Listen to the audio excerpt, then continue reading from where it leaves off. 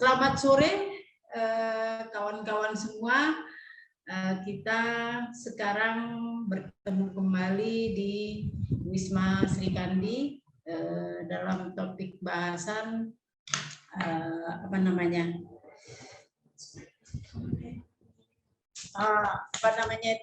dalam topik bahasan eksploitasi sumber daya alam oleh oligarki. Ngeri banget tuh.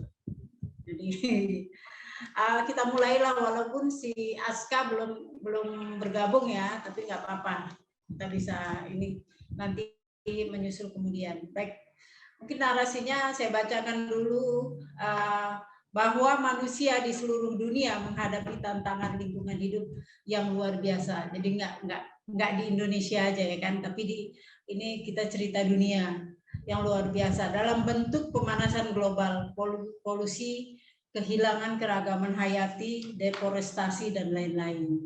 Nah, krisis ekologis makin dalam, bahkan kemungkinan akan lebih buruk. Eksploitasi mengubah sumber daya alam menjadi limbah beracun. Alasan pengelolaan dengan insting dan hukum reproduksi kapital tidak meletakkan sumber daya alam sebagai kerangka hidup kemanusiaan, tapi dikalkulasikan sebagai pertumbuhan ekonomi untuk melayani pasar dan laba penguasa modal. Nah, berbagai kesepakatan internasional sampai aturan dan kebijakan nasional terkait lingkungan hidup sudah dibuat, namun pada kenyataannya lingkungan hidup terus-menerus tergerus dan tereksploitasi. Kerusakan lingkungan hidup, hilangnya hak rakyat, khususnya masyarakat adat, perempuan dan kelompok rentan, serta ancaman terhadap proses demokrasi adalah dampak dari menguatnya kekuatan ekonomi politik oligarki di Indonesia. Jadi sama artinya kayaknya kita ini lagi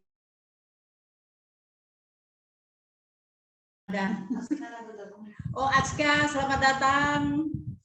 Sudah bisa bergabung. Nah, saya sebenarnya karena si Aska udah bergabung, saya ke Aska dulu deh. Aska.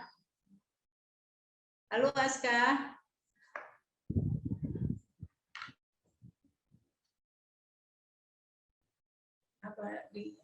Ininya apa deh? Bujangku.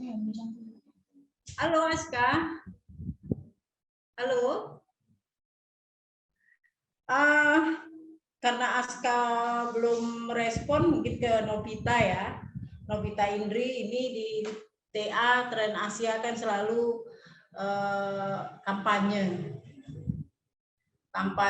tentang energi baru yang berkelanjutan. Banyak juga dengan mengatasnamakan energi baru tapi nggak berkelanjutan. Misalnya narasinya kan dibangun bendungan itu. Nah, jadi di bendung model corporate itu kan, dia buat bendungan besar. PLTA itu dia buat bendungan besar, sama aja juga merusak alam. Lalu banyak lagi yang korbannya. Nah, Novita, seperti apa saja yang telah dilakukan di Tren Asia dalam mencegah dan mengatasi eksploitasi yang dilakukan oleh oligarki? Apa kampanye yang dilakukan itu? Siapa-siapa sih? Apakah Tren Asia lenggang jalan sendiri atau ada kawan-kawan lain yang bisa ikut terlibat di situ gitu loh? Oke, terima kasih Kak Mimi. Aku sudah diundang nih untuk acara hari ini. Aku senang sekali. Sambil kita ngabuburit ya, kita diskusi-diskusi yang berfaedah lah seperti itu. Tapi sebelumnya Kak Mimi, saya izin untuk share screen sebentar ya. Saya ada sedikit materi yang sudah saya siapkan, tidak banyak, tapi mungkin semoga nanti bisa menjawab tadi ya pertanyaannya Kak Mimi ya. Ya. Ya, tapi saya butuh dikasih akses dulu ini sama dari hostnya ini. Saya belum bisa share. Oh ya, oke, sudah bisa. Oke. Share. Oke, semoga sudah nampak ya ininya. Nih, Pertama mungkin kita mulai dulu ya Kak Mimi ya, mungkin masih banyak juga di antara kita yang masih belum paham oligarki itu apa dan kenapa ini bahasan oligarki ini makin makin sering kita dengarkan. Memang ini Ya, siapa nih oligarki itu? Mungkin kita ini saya ngambil dari laporannya Mas Kurniawan. Nanti Mas Kur nanti bisa banyak ya cerita yang terkait dengan laporan ICW. Ini nanti akan banyak nih disebutkan aktor-aktornya siapa aja. Tapi saya ngambil definisinya oligarki itu apa. Jadi sebenarnya oligarki itu adalah aktor yang mereka menguasai dan juga mengendalikan konsentrasi besar, yaitu berupa sumber daya alam material. Kemudian sumber daya alam yang banyak itu mereka gunakan itu untuk mempertahankan atau meningkatkan kekayaan pribadi dan juga posisi eksklusif. Jadi 2 poin terakhir yaitu kekayaan pribadi dan juga untuk posisi strategis. Nah, ini yang kita indikasikan mereka sebagai oligarki. Dan sebenarnya oligarki ini itu sudah masuk di dalam sistem kemasyarakatan kita. Karena pengusaha dan penguasa mereka kerap sekali bermain mata yaitu untuk mengamankan dan juga menguasai sumber daya alam demi keuntungan segelintir. Jadi mereka menguasai sumber daya alam yaitu hanya untuk mengeruk keuntungan dan keuntungannya itu bukan masyarakat Indonesia gitu, bukan untuk semua orang, tapi hanya untuk kepentingan-kepentingan segelintir mereka. Jadi memang pengusaha dan penguasa ini mereka makin sering kita lihat mereka makin bermain itu untuk melegalkan ini ya segala usaha-usaha mereka, praktik-praktik usaha mereka untuk menguasai sumber daya alam. Apalagi 2024 nih kami ini udah dekat banget nih gitu kan. Butuh modal sebenarnya. Butuh modal nanti untuk menuju 2024. Jadi bohong kalau misalnya kayak jadi jadi bohong ditunda. misalnya kalau apa akan makin masif nanti nih eksploitasi nanti Ya, keuntungannya itu akan mereka simpan untuk nanti mereka pakai untuk apa ya menuju 2024 karena kita tahu ongkos politik memang tidak murah gitu. Nah, dari kong kali kong pengusaha dan penguasa itu bermain mata akhirnya lahirlah beberapa aturan-aturan titipan. Kita lihat undang-undang Minerba pada saat COVID-19 awal-awal menerpa Indonesia, malah anggota DPR, pengusaha dan beberapa pengusaha itu mereka rajin sekali kerjanya gitu sampai-sampai mengeluarkan undang-undang Minerba yang kita tahu undang-undang Minerba itu syarat sekali akan kepentingan-kepentingan para pengusaha khususnya pengusaha-pengusaha tambang seperti itu. Kemudian ya. juga ada juga undang-undang sapu jagat. Saya sebutnya sapu jagat ya karena dia hampir menyapu semua banyak instrumen aturan-aturan sebelumnya digantikan dengan cipta kerja. Cipta kerja ini juga cukup kontroversial gitu. Akhirnya tahun kemarin MK akhirnya memutuskan bahwa undang-undang cipta kerja itu inkonstitusional. Jadi tidak sesuai dengan konstitusi, tapi masih dilegalkan gitu. Ya kasih ke pemerintah lah gitu. Nah, ini akhirnya syarat akan kepentingan ini para oligarki karena ketika mereka sudah menguasai penguasa pemerintah dalam artian di sini, maka mereka bisa menyelipkan segala macam aturan-aturan titipan kayak gitu. Tentu tentu kita tahu bersama ya ketika pengusaha itu sudah bermain dengan para pemerintah tentu tidak ada makan siang gratis. Tentu akan ada timbal baliknya yang akan dihasilkan. Akan ada hal-hal yang akan ditagih juga lah gitu oleh pemerintah maupun juga pengusaha. Saya lanjut Jadikan lagi. Betul, betul sekali. Nah, ini makin masifnya cengkeraman para oligarki ini dan juga makin masifnya eksploitasi lingkungan, makin masifnya eksploitasi sumber daya alam, akhirnya ini menimbulkan konflik agraria yang meningkat. Ini dari laporan ini ya KPA, Konsorsium Pembaruan Agraria, menyebutkan bahwa konflik agraria itu sangat signifikan terjadinya, khususnya di sektor infrastruktur. Infrastruktur di sini khususnya infrastruktur yang skala masif, yang kita bicara PSN, itu masuk dalam program PSN. Itu kita tahu ada banyak sekali infrastruktur yang dipaksakan untuk cepat selesai, akhirnya menimbulkan konflik-konflik di masyarakat, khususnya konflik lahan, ada juga perkebunan, jalan tol, sirkuit, Mandalika dan segala macamnya. Kemudian juga ada sektor pertambangan di sini. Sektor pertambangan di sini tidak hanya batu bara, tapi juga ada nikel di sini, ada juga mineral-mineral lainnya yang memang masuk dalam sektor pertambangan. Dan ini skalanya sangat makin masif dan juga akhirnya menimbulkan konflik-konflik horizontal gitu, baik konflik-konflik antar masyarakat, antar yang pro dan kontra, ataupun juga konflik-konflik yang memang masyarakatnya menolak, tidak mau lahan mereka atau ruang hidup mereka dirusak oleh pembangunan-pembangunan yang sebenarnya tidak mereka apa ya, tidak, bukan berarti tidak menguntungkan mereka, tapi kerugiannya itu jauh lebih besar dibandingkan keuntungan yang mereka peroleh. Jadi ini juga Iya. kepentingan-kepentingan oligarki ini yang memaksakan masuk dalam pembangunan infrastruktur itu makin masif terjadi, menimbulkan konflik-konflik agraria. Karena pasti kerap sekali kalau masyarakat-masyarakat menentang adanya misalnya ruang hidup mereka ya. Kalau misalnya kemarin ya kita bicara Wadas, itu pasti bakal selalu dibenturkan dengan ada aparat keamanan di situ. Atau misalnya juga dengan sesama warga yang antara yang pro dan kontra. Jadi itu masuk dalam konflik agraria. Kemudian lanjut lagi, nah ini yang paling menarik nih Kak Mimi. Cuan dahulu, bencana kemudian gitu. Ini saya ngambil dari laporan teman-teman ini ya, dari BI, dikeluarkan tahun kemarin. Ini bisa dibilang bagai dua mata koin ya, sisi dua mata koin gitu. Ini saling terkait dan saling mempengaruhi. Di sini ditemukan ada sekitar 2.000 sekian konsesi pertambangan di seluruh Indonesia, itu ada di kawasan yang beresiko banjir. Jadi kurang lebih luasnya sekitar 4,5 juta hektar. Ini sangat luas sekali. Tapi yang menjadi pertanyaannya, sudah tahu itu daerah yang rawan banjir, tapi masih dipaksakan untuk jadi konsesi pertambangan. Akhirnya setidaknya akan menimbulkan beberapa hal. Pertama, konsesi tersebut hanya akan memperparah tingkat kerawanan wilayah tersebut karena perubahan bentang alam, juga karena aktivitas pertambangan. Kemudian keduanya adalah banjir akan makin masif terjadi. Sudah tahu itu daerah rawan banjir, ditambah tambang, akhirnya dampak-dampak dari aktivitas pertambangan itu juga akan makin menimbulkan banjir yang skalanya lebih masif. Dan juga ini yang paling penting, secara tidak langsung kalau itu akan mempengaruhi ke tingkat produktivitas tambang mereka. Kalau kita bicara batu bara, kalau tingkat curah hujannya tinggi, kadang kadar batu bara yang dihasilkan tuh lebih rendah. Jadi kadang harga jualnya pun juga akan jauh lebih rendah. Kemudian yang ketiga adalah kerugian terbesarnya itu yang paling dirasakan adalah masyarakat. Setidaknya masyarakat tuh akan menanggung dua hal. Pertama, akan menanggung kerusakan lingkungan dari aktivitas tambangnya, dan kedua dari tadi banjir yang akan makin sering terjadi. Jadi sebenarnya tadi cuan dahulu, bencana kemudian gitu. Yang penting untungnya dulu. Jadi bencananya nanti belakangan. Iya.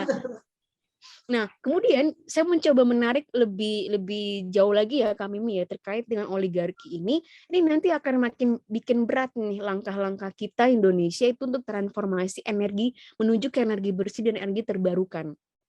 Karena kenapa?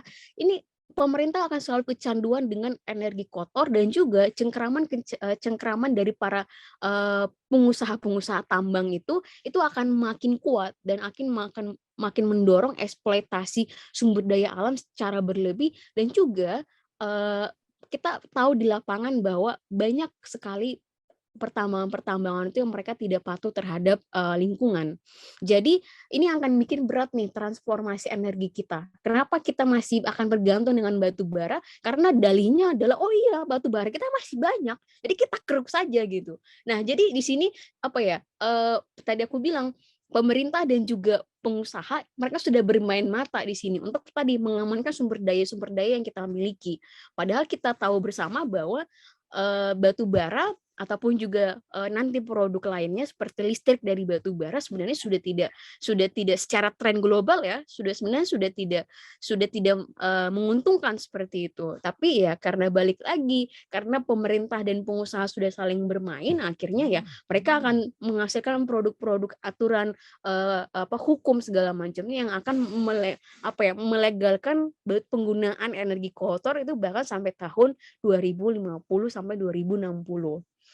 Nah, terakhir Kak Mimi, tadi ya terkait dengan terus apa yang langkah-langkah tren Asia khususnya sudah lakukan, sebenarnya tren Asia dan juga dengan teman-teman lain koalisi Bersihkan Indonesia ataupun juga dengan kerjasama lain dengan teman-teman di Tapak, sebenarnya kita sudah melakukan beberapa hal gitu. Kita sudah mulai melakukan advokasi untuk kepada khususnya ya karena tren Asia berfokus ke energi, kita sudah mulai melakukan advokasi kepada masyarakat yang mengalami dampak-dampak dari pembangunan PLTU ataupun juga yang mereka terdampak dengan tambang-tambang batu bara. Tetapi untuk melawan oligarki memang kita butuh semua orang terlibat gitu. Kita butuh banyak orang yang harus sadar, harus paham bahwa sebenarnya kita sudah dalam cengkeraman oligarki ini. Mereka ibarat apa ya? Ibarat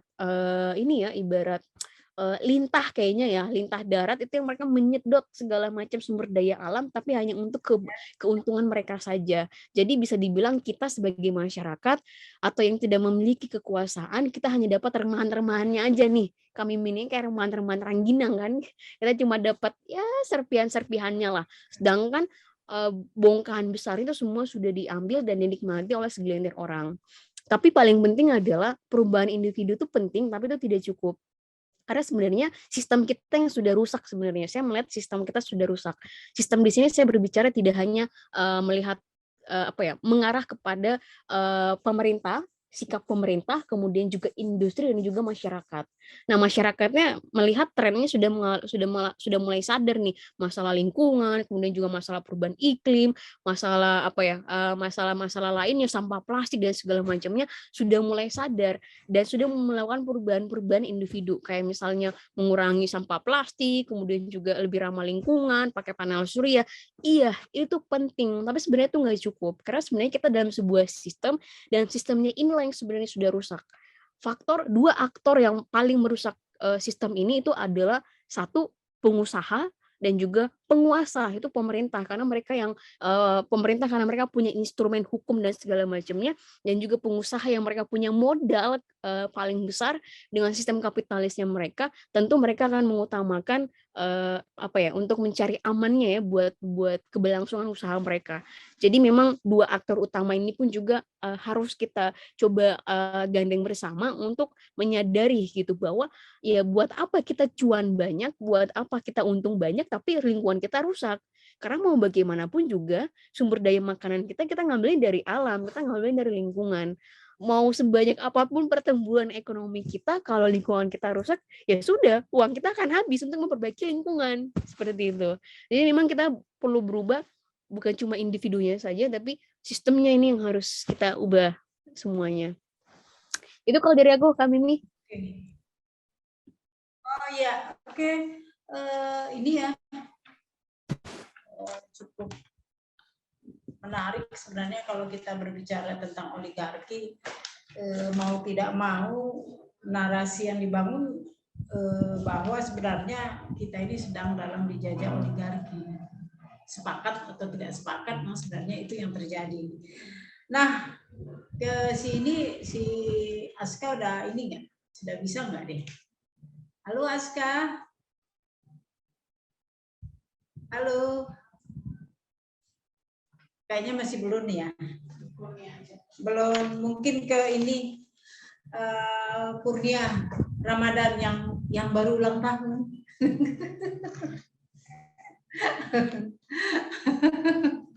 Apa kabar Mas Kurnia? Kabar baik. Ini kalau di Medan ini terkenal Kurnia nih, sirup Kurnia. Buka puasa ya. Buka puasa. Oke Mas Kurnia, tadi Mbak Novita itu sudah menjelaskan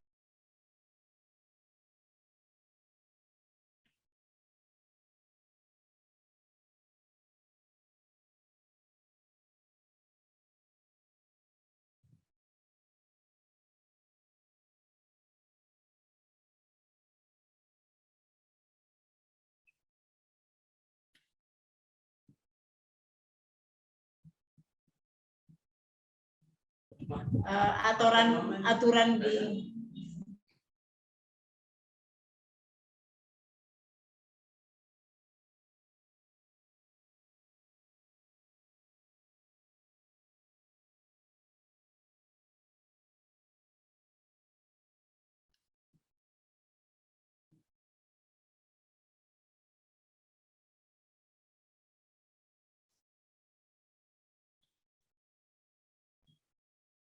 Mbak Mimi, suaranya tadi terputus.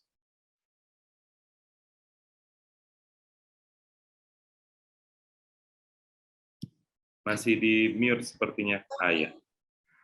Mas, agak terputus tadi, Ya. mungkin faktor sinyal. Faktor sinyal ini. Jadi ada beberapa hal. Kalau Mas Kurnia kan dari ini ya, dari ICW ya.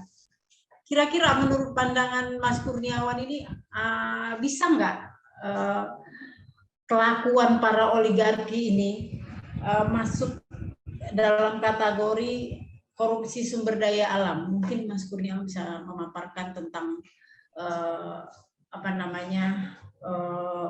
bagaimana sih kita memandang para oligarki ini untuk menjeratnya dalam kasus kejahatan lingkungan, lalu korupsi di sumber daya alam itu. Mungkin Pak Mas Kurniawan bisa memaparkannya. Ya, terima kasih Mbak Mimi. Selamat sore. Assalamualaikum warahmatullahi wabarakatuh. Salam sejahtera untuk kita semua. Perkenalkan, saya Kurnia Ramadana dari Divisi Hukum dan Monitoring Peradilan ICW. Sebelumnya terima kasih telah mengajak ICW pada diskusi sore hari ini. Memang menarik ya soal korupsi di sektor sumber daya alam. Karena ini sebenarnya adalah perwujudan dari kejahatan yang memiliki dampak multidimensi. Kalau kita bicara soal korupsi, maka yang lazim atau yang diketahui oleh masyarakat, korupsi itu sekedar merugikan perekonomian keuangan negara. Tapi kalau kita bicara soal korupsi sumber daya alam, maka kerugiannya bukan hanya dalam hitung-hitungan ekonomi, tapi juga menyinggung tentang lingkungan, tapi juga menyinggung langsung tentang masyarakat adat, bahkan makhluk hidup lain, baik itu tumbuhan atau hewan, atau mungkin lebih jauh lagi terhadap masa depan manusia di bumi. Karena banyak isu teknis yang dilanggar, dan itu langsung berkaitan dengan hajat hidup masyarakat luas. Saya sependapat tadi dengan Mbak Novita ketika menguraikan tentang struktur umum penjelasan tentang oligarki, yang memang hari ini kita tiba pada situasi pemerintahan yang entah itu pemerintahan tersebut adalah transformasi dari oligarki, atau mungkin mereka sengaja meletakkan oligarki-oligarki itu di seputaran kekuasaan pemerintah itu sendiri. Saya rasa masyarakat sudah memahami, tadi Mbak Novita menjelaskan tentang betapa ugal-ugalan regulasi Omnibus Law Cipta Kerja tersebut. Selain dari pandemi COVID-19 yang justru dijadikan stimulus karena tidak ada yang demonstrasi, kemudian mereka mengesahkan regulasi dengan begitu cepat. Bahkan dalam putusan Mahkamah Konstitusi disampaikan satu pesan yang saya rasa menjadi sangat menarik dan menjadi pegangan bagi masyarakat maupun teguran bagi pemerintah atau DPR, yaitu meaningful participation. Partisipasi yang benar-benar dibutuhkan dalam proses pembentukan peraturan perundang-undangan. Kalau kita cermati dari data-data koalisi yang concern mengawal Omnibus Law Cipta Kerja, maka kita bisa melihat ada relasi antara kepentingan bisnis mereka pribadi dengan mereka duduk sebagai anggota DPR yang notabene adalah salah satu cabang kekuasaan yang mengeluarkan regulasi dengan Omnibus Law Cipta Kerja itu sendiri. Karena banyak substansi dari Omnibus Law Cipta Kerja yang justru menguntungkan pihak pengusaha. Tapi kalau kita lihat data tadi soal anggota DPR RI tersebut, maka kental dengan nuansa konflik kepentingan. Sehingga perdebatannya bukan hanya soal partisipasi masyarakat, tapi juga apa motif dibalik kecepatan dari pembentukan atau pengundangan Undang-Undang Cipta Kerja tersebut. Selain dari itu, sulit kita pungkiri memang kejahatan yang berkaitan dengan sumber daya alam pasti melibatkan elit-elit politik. Kemarin, Mbak Mimi dan teman-teman semua, di ICW kita sempat melakukan eksaminasi putusan dari Sofyan Basir, mantan Direktur Utama PLN. Kita tahu bersama putusannya bebas, sehingga KPK tidak punya kesempatan lain. Mereka sudah mengajukan kasasi ke Mahkamah Agung, tapi kasasi pun menolak putusan itu. Terlepas dari banyaknya kejanggalan tersebut, di sini yang kita melihat tantangan luar biasa besar. Kalau tadi ingin menjawab pertanyaan Mbak Mimi, apakah para oligark ini bisa ditindak secara hukum? Kalau kita jawab secara formil, harusnya bisa. Apakah undang-undangnya ada? Undang-undangnya ada. Jadi persoalannya bukan bisa atau tidak bisa, tapi bagaimana penegakan hukum itu bisa menyentuh elit-elit yang bergerak di isu sumber daya alam. Beberapa waktu lalu, kita dihebohkan dengan kritik dari masyarakat yang ditujukan kepada satu orang pejabat publik yang berkaitan dengan sumber daya alam juga, saya rasa, tapi dijawab dengan pelaporan ke kepolisian, dengan delik-delik pencemaran nama baik. Dari sana kita bisa melihat, ketika dilaporkan kasus itu ke penegak hukum, maka proses penegakan hukumnya sangat cepat. Itulah konsekuensi hari ini, realitas hari ini, yang kita hadapi ketika berhadapan-hadapan dengan oligarki yang punya kaitan dengan isu sumber daya alam. Kalau teman-teman ingat, Presiden Joko Widodo pun pernah mendatangi salah satu pembukaan pabrik gula sependek pengetahuan saya, yang orang tersebut beberapa kali sempat disebut dalam beberapa perkara korupsi. Di sana itu sebenarnya pesan bagi kita semua bahwa rezim hari ini ya memang tidak merasa eksploitasi sumber daya alam itu menjadi satu persoalan penting.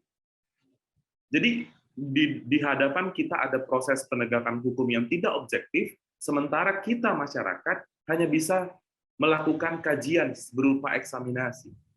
Kalau dari latar belakang ilmu hukum misalnya, emang apa yang bisa diubah dari suatu eksaminasi? Putusan harus dianggap benar. Namun itulah selemah-lemahnya iman mungkin quote-unquote yang bisa kita lakukan untuk bisa menggambarkan secara detail bagaimana proses penegakan hukum ketika berhadapan-hadapan dengan isu tersebut. Selain dari hal itu, isu sumber daya alam ini bukan hanya melibatkan elit politik, tapi partai politiknya pun diduga kecipratan dana-dana hasil kejahatan. Dalam kasus Sofyan Basir itu beberapa kali juga disampaikan dalam proses persidangan bahwa aliran dana suap tersebut juga mengalir ke salah satu partai politik. Nah, di sana penindakannya juga melempem. Dengan kondisi, misalnya saya ulas kondisi terkini, di situasi KPK yang dulu dipercaya oleh publik saja tidak cukup mampu punya keberanian mengusut tuntas praktik korupsi di sumber daya alam. Apalagi kondisinya seperti hari ini, di mana banyak perdebatan kontroversi di KPK, karena kan yang kita harapkan bisa membongkar elit politik yang punya kelindan dengan bisnis sumber daya alam, ya siapa lagi kalau bukan KPK. Tapi penegakan hukum di internal KPK sendiri juga dipenuhi dengan sejumlah persoalan. Bahkan beberapa, kalau dulu ya dalam kasus Gubernur Nur Alam, kalau teman-teman ingat, KPK sempat melakukan terobosan dengan menghitung kerugian keuangan negara dari kerugian lingkungan. Itu kan merupakan terobosan yang baru, jadi bukan semata-mata hanya persoalan perekonomian seperti yang saya sampaikan di awal, tapi dampak ke seluruh proses perizinan yang bermasalah itu juga turut dihitung. Namun sayangnya proses pengadilan tidak membenarkan mekanisme perhitungan kerugian ekologis tersebut. Padahal sudah banyak contoh di negara-negara luar yang mengimplementasikan hal tersebut. Karena ini untuk menunjukkan betapa masifnya praktik korupsi di sektor sumber daya alam itu. Selain hal tersebut, juga kami betul-betul memahami bagaimana tantangan teman-teman yang berjuang di daerah, yang berhadapan-hadapan langsung, tadi juga sempat disinggung soal wadas dan lain sebagainya, itu kan berhadapan-hadapan dengan penguasa, atau mungkin sekaligus dia sebagai pengusaha yang mampu mengendalikan aparat penegak hukum, seolah-olah mengamankan, tapi dengan treatment-treatment yang represif terhadap warga negara. Kalau sependek pengetahuan saya, di Indonesia sudah ada aturan anti-SLAPP sebenarnya, pembela pejuang lingkungan, meskipun memang masih ada beberapa hal yang penting untuk diperbarui, tapi saya rasa itu menjadi hal yang krusial untuk dibincangkan sebagai jaminan bagi aktivis-aktivis atau masyarakat biasa yang berteriak, yang menyuarakan soal kejanggalan dalam proses pembenahan. Tapi di balik pembenahan itu ada eksploitasi yang luar biasa besar. Saya rasa itu, Mbak Mimi. Terima kasih. Assalamualaikum warahmatullahi wabarakatuh. Waalaikumsalam. Tapi belum selesai. Ya, boleh habis. Silakan. Jadi gini, saya tertarik dengan undang-undang anti-SLAPP itu ya kan. Saya pernah menggunakan itu ketika saya menangani kasus Pak Samsul dan Samsir yang pejuang lingkungan yang dikriminalisasi. Bahwa dalam proses restorasi mangrove atau perbaikan lingkungan, dalam kegiatannya itu maka pejuang lingkungan tidak boleh dikenai pidana gitu. Karena pekerjaan yang berkaitan dengan memperbaiki lingkungan. Tapi ketika itu dilempar ke pengadilan itu mental sama sekali, itu nggak ditinjau sama sekali. Jadi sangat riskan juga kita para aktivis pejuang lingkungan ini ketika kita berhadapan dengan korporat. Saya masih ingat bagaimana si Egy kemarin itu sempat jadi terlapor ya kan, gara-gara kalau nggak salah gara-gara apa itu Mas temuannya itu ya, hasil penelitiannya, Ivermectin. Hasil itu juga. Jadi memang hukum kita ini sedang tidak memihak kepada rakyat yang banyak, tapi lagi memihak kepada rakyat yang kurang dari 1% dari jumlah keseluruhan rakyat Indonesia. Nah itu sebenarnya pembenahan yang harus kita lakukan juga ya kan Novita. Jadi kerja berat ini luar biasa yang harus kita tanggung. Apalagi belakangan kan kita dihadapkan pada persoalan krisis iklim. Nah, kalau kajian dari nasional sendiri dalam 2030 ini kita tidak mampu menahan laju krisis iklim, maka pulau-pulau terkecil di Indonesia, pulau-pulau kecil di Indonesia itu terancam tenggelam. Kan begitu. Tapi begitupun pola oligarki tetap saja menggila, bukan menyurut, menggila, dan itu diamini sama pemerintah kita gitu. Jadi aturan-aturan yang dipakai untuk menyelamatkan bumi tetap saja bagaimana caranya mendatangkan cuan kepada oligarki itu sendiri. Sepakat itu, cuan dulu, bencana kemudian. Toh kalau bencana bukan mereka kok yang hadapi masyarakat kecil kan gitu. Jadi kalau kita berhadapan dengan itu, baru nanti tinggal penguasa itu tinggal mengatakan ketika banjir datang, ketika ini persoalan fenomena alam, itu takdir ilahi, benar nggak? Orang memang hujannya sering datang kok, ya banjir lah. Bukan persoalan tambangnya, karena curah hujan cukup tinggi maka banjir. Jadi terimalah itu karena itu takdir. Gitu. Padahal setiap kejadian tidak bisa berdiri sendiri, benar nggak? Setiap kejadian tidak bisa berdiri sendiri. Meskipun curah hujan banyak, Tapi kalau alam masih terlindungi, masih terjaga, maka tidak akan ada banjir. Karena keseimbangan. Makanya ketika kita dalam kondisi sekarang ini kita sudah tidak seimbang lagi. Alam kita ini kondisi daya dukung lingkungan ini sudah tidak mampu lagi menghadapi pola-pola seperti ini. Jadi ya udah, kita tinggal menunggu bencana yang datang. Nah, baru ada alasan nanti katanya, bukan alasan, ada program energi bersih.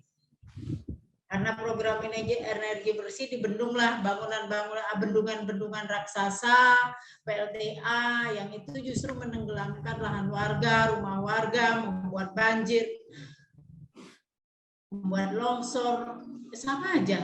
Jadinya rusak juga alam. Nah, tawarannya untuk solar panel seperti dianggap angin lalu aja deh, gitu. Bener gak? Jadi mungkin saya nggak tahu, Aska kayaknya nggak bisa bergabung atau gimana gitu ya kan. Mungkin saya ke Novita lagi deh. Novita kan udah jalan ini kemana-mana gitu kan. Nah, persoalan kalau kami di Pangkalan Susu ini, lari ke Pangkalan Susu tentang energi kotor. Nah, itu kan dampaknya itu kan kalau persoalan batu bara itu dari hulu ke hilir, dampaknya sama sekali tidak ada baiknya gitu. Yang ada adalah dampak pemusnahan, pelan-pelan memang, sehingga orang tidak merasa kalau itu bakal dimusnahkan. Begitu. Pelan-pelan dia, jalannya pelan-pelan sehingga masyarakat yang menerima dampak itu nggak ngerasa kalau itu bakal ke depan mereka bakal dimusnahkan oleh abu dari batu bara yang kotor itu. Nah, mungkin aku bisa, Novita bisa menceritakan bagaimana kondisi PLTU yang lain. Jadi kawan-kawan yang di Pangkalan Susu ini kan ngerti juga loh dampaknya kok sama ya gitu ya, begitu kan.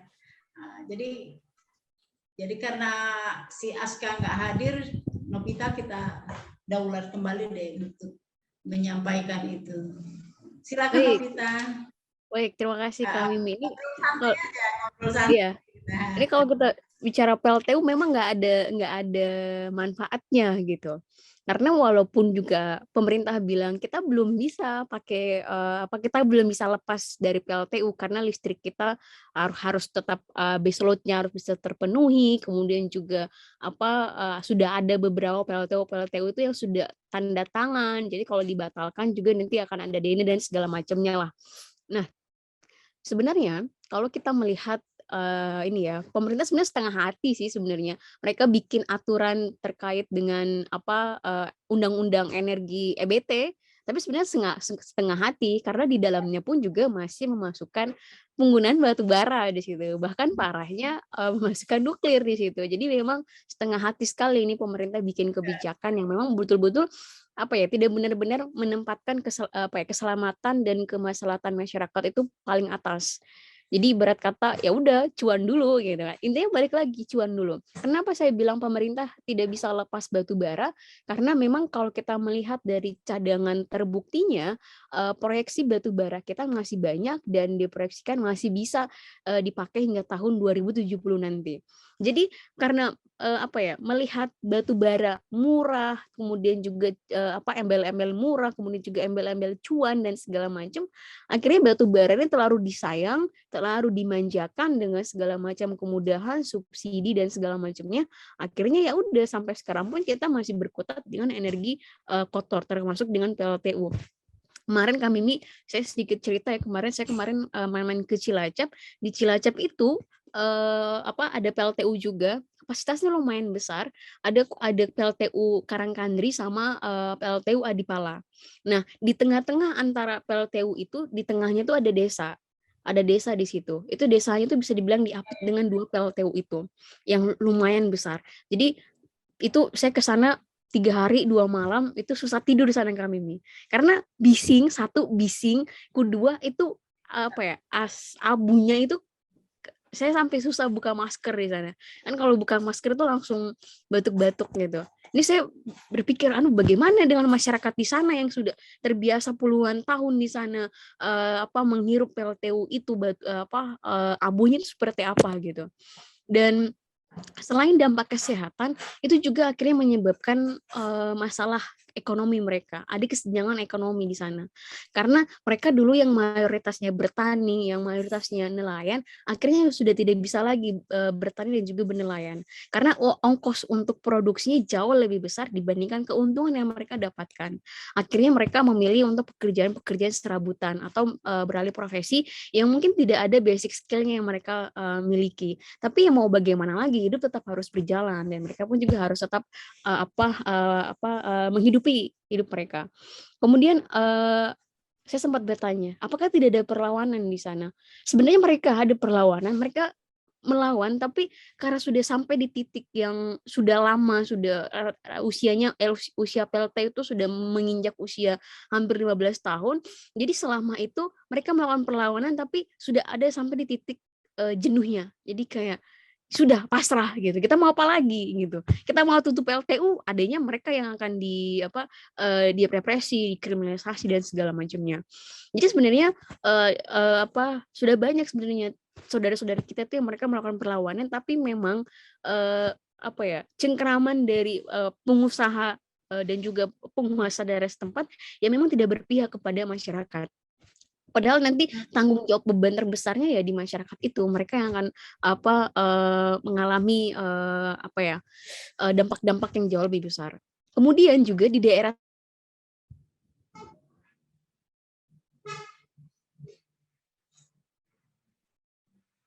dapat sinyal. Waduh, lagi terlempar nih kayaknya.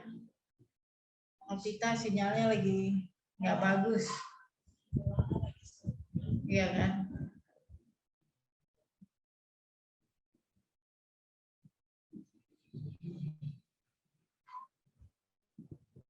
Oh ya, Mas Ramadan, mungkin Novita lagi ini ya kan? Aku mau nanya itu. Inilah ya, sekedar informasi. Teringatnya kasus Novita udah gabung. Iya, gabung lagi. Ayo nanti kita. Iya. Iya. Tadi sempat keputus sama satu Kak Mimi. Banyak juga sebenarnya di daerah-daerah itu yang mereka ada PLTU-nya atau yang ada tambangnya, tambang-tambang baik batu bara ataupun tambang-tambang lainnya. Sebenarnya kalau kita melihat mereka termasuk daerah yang kategori rata-rata tingkat kemiskinannya itu masih cukup tinggi. Karena kenapa? Mereka sudah tidak punya penghasilan, mereka sudah tidak punya sumber penghidupan di situ. Karena lingkungannya sudah rusak, mata pencaharian mereka sudah hilang, mereka sudah harus beralih profesi dan segala macamnya. Akhirnya mereka masuk dalam kategori keluarga miskin. Nah, itu kan menambah juga kan beban negara gitu. Jadi beban pemerintah daerah juga. PKH. Betul. Nah, sedangkan pemerintah masuk dengan PLTU-nya, dengan tambangnya, dengan embel-embel untuk kesejahteraan masyarakat. Nah, pertanyaannya tadi, masyarakat siapa yang mau disejahterakan? Karena masyarakat tidak butuh itu. Bahkan jauh sebelum ada tambang, jauh sebelum ada PLTU, mereka sudah sejahtera gitu. Jadi jelas sekali bahwa itu kesejahteraannya untuk segelintir orang, bukan masyarakat yang terdampak di situ. Oke. Aku mau nyambung tadi pertanyaan dengan Mas Ramadan tadi ya kan. Sepakat nggak Mas Ramadan dengan kondisi sekarang ini kalau kita katakan itu ini merupakan kita kategorikan sebagai kejahatan ekosid. Kejahatan ekosid itu kan kejahatan yang berdampak ya, mengubah alam dalam skala yang sangat masif. Nah ini kan sudah kita ini sudah terdampak dan sangat masif semuanya ini. Sepakat nggak kalau Mas Ramadan itu kalau kita katakan itu sudah masuk dalam kategori sebagai kejahatan ekosid, dan mungkin Mas Ramadan juga bisa bisa memberikan pencerahan apa sih kejahatan ekosid itu? Ya, memang kalau kita bicara soal kejahatan lingkungan, apalagi yang punya kaitan dengan praktik korupsi, memang penamaannya harus sudah mengarah ke sana ya. Namun kan tidak cukup hanya dengan penamaan, tapi punishment yang dijatuhkan terhadap pelanggarnya pun harus ada aspek-aspek pemberatan di sana. Kalau soal tindak pidana korupsi, tentu bukan hanya soal memidana pelakunya, menyeret ke lembaga pemasyarakatan, namun yang seringkali terlewat dalam proses penegakan hukum adalah pemulihan korban itu sendiri. Itu yang jarang sekali dibincangkan dalam proses penegakan hukum. Padahal yang terdampak secara langsung itu yang tadi sudah kita bahas. Ada masyarakat di sana, tadi Mbak Novita cerita bagaimana kejadian di satu daerah yang baru didatangi 3 hari 2 malam, bagaimana masyarakat yang sudah mendiami di sana. Alih-alih ditindak, itu pun dibiarkan begitu saja. Padahal praktiknya mungkin sudah sangat lama. Maka dari itu, beberapa advokasi di ICW, kita sudah mencoba memulai agar titik tekan advokasinya bukan hanya mendesak pelaku untuk dipenjara, tapi bagaimana memberdayakan korban, mengajak korban untuk berkontribusi melawan secara langsung. Jadi kalau di istilah hukum yang sedikit teknis, itu ada yang dikenal dengan pasal 98 KUHP. Itu disebut dengan penggabungan perkara gugatan ganti kerugian. Jadi kalau ada satu proses hukumnya sedang berjalan, penuntut umum mendakwa, membuktikan, menuntut kesalahan dari terdakwa, tapi kan hari ini kita tiba pada situasi kita tidak lagi percaya terhadap proses penegakan hukum. Sekalipun telah dibawa ke persidangan, sekalipun sudah dituntut, tapi kalau dikenakan misalnya hukuman denda atau hukuman, kalau di korupsi itu ada istilahnya uang pengganti, itu kan dananya masuk ke kas negara. Pertanyaan lebih lanjutnya adalah apakah masyarakat sekitar, let's say misalnya PLTU atau tambang dan lain sebagainya, itu kecipratan dana dari pelaku kejahatan atas kejahatan yang telah dibuktikan dalam proses persidangan. Saya pastikan 0 rupiah tidak akan masuk ke kantong para masyarakat di daerah tersebut. Namun, kalau menggunakan mekanisme pasal 98 KUHP, maka terdakwa wajib ganti rugi terhadap kejahatan yang diderita oleh masyarakat. Ganti ruginya ke siapa? Bukan ke negara, tapi langsung ke masyarakat terdampak tersebut. Terlepas dari ada isu perdebatan teknis dan lain sebagainya, itu sudah mulai diupayakan. Kemarin kami coba dalam kasus korupsi Bansos, Juliari Peter Batubara, Mensos, tergugatnya adalah Mensos, penggugatnya adalah 18 korban korupsi Bansos di wilayah Jabodetabek. Saya rasa ini penting untuk diinformasikan, bahkan ke seluruh Indonesia, agar kita semua tidak hanya sebagai penonton yang tepuk tangan kalau dihukum berat, tapi ternyata tidak ada dampak ke kita langsung sebagai korban kejahatan. Apalagi itu adalah kejahatan lingkungan sendiri yang dampaknya juga multidimensi. Pasal 98 itu bisa dimanfaatkan sebagai salah satu langkah advokasi sembari kita dorong juga agar ditindak secara hukum.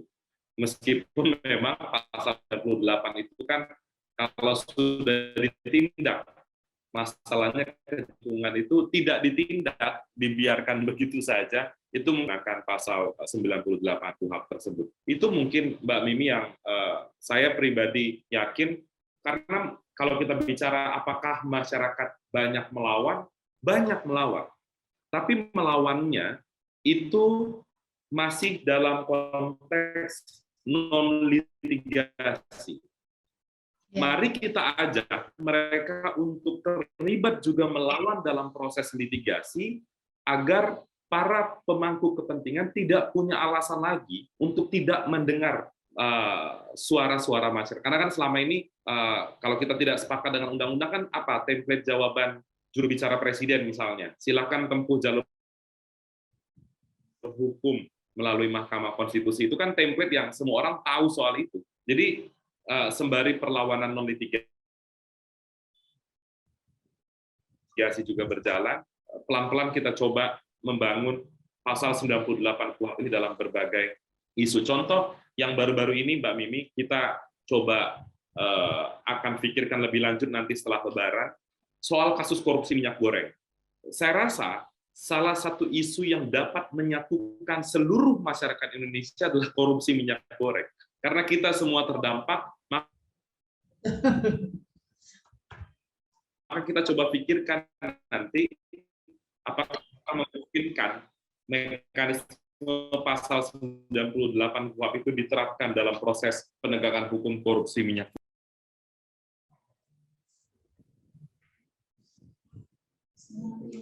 Sinyal ya. Oke.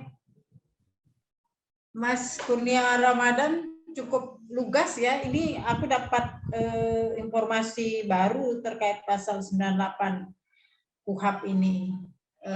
Jadi kadang-kadang kalau mikirnya kan gini, ketika mau melakukan penuntutan kepada satu perusahaan yang melakukan pencemaran lingkungan, lalu didenda sekian ratus juta akibat pencemaran lingkungan, uangnya diberikan ke negara, lingkungannya yang rusak ya tetap rusak. Jadi masyarakatnya ini dapat apa gitu. Tapi kalau dengan ada ini akan ada tuntutan ganti kerugian, misalnya diwajibkan pengusaha itu untuk mengembalikan lingkungan dari sebelum yang dia rusak. Paling enggak uang dia itu tugas kita, Mbak Mimi. Ya. Tugas kita tinggal dua soal pasal 98. Pertama, membuktikan diri kita sebagai korban. Yang kedua adalah mengaitkan perbuatan terdakwa itu berdampak terhadap kita atau lingkungan sekitar kita. Kalau dua itu terpenuhi, semestinya kalau pengadilannya objektif, gugatan itu dapat diterima dan dapat menghasilkan sesuatu yang bermanfaat bagi peninggalan kejahatan tersebut. Oke, baik. Ya, pastinya kami akan nanti berdiskusi lebih lanjut di waktu yang lain bersama kawan-kawan ICW terkait itu. Mungkin karena waktu sudah mau mendekati berbuka puasa, mungkin closing statement dulu deh. Mas Ramadan dulu kayaknya memberikan closing statement. Iya, terkait dengan oligarki tersebut, maka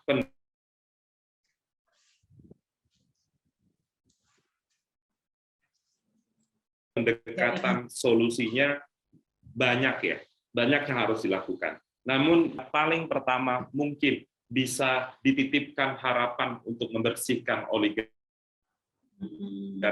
sudah pasti adalah pemimpin republik ini. Namun kan kita sudah memberikan kesempatan kurang lebih 8 tahun, dan ini bukan isu yang baru lagi, tapi memasuki tahun ke-9 bahkan tahun ke-10, mudah-mudahan tidak ada tahun ke-11 dan tahun ke-12 nanti, tapi tidak kunjung memperbaiki iklim oligarki ini. Itu yang membuat masyarakat tidak lagi percaya pada rezim ini. Jadi kita mengkritik pemerintah bukan semata-mata tanpa data. Data tersebar sebenarnya. Kita tinggal buka website teman-teman masyarakat sipil, itu luar biasa banyak data-datanya. Harusnya kan data itu dijadikan bahan evaluasi, bukan justru disibukkan dengan big data penundaan pemilu. Tapi data-data yang kejahatan itu harus dimanifestasikan sebagai satu solusi yang konkret. Selain itu juga bagaimana proses penegakan hukum, karena kita paham betul korupsi sumber daya alam selalu melibatkan elit kekuasaan, elit partai politik, dan juga pemangku kepentingan di Republik ini.